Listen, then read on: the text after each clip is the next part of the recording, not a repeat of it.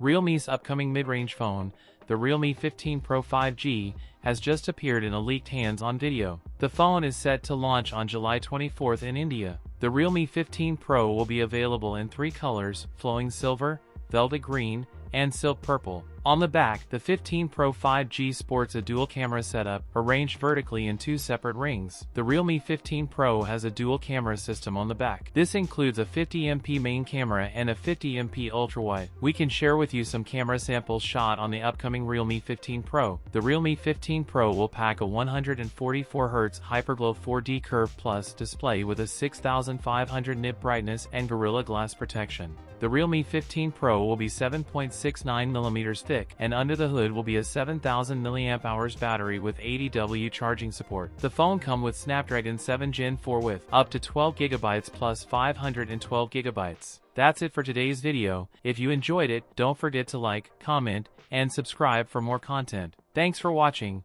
and I'll see you in the next one.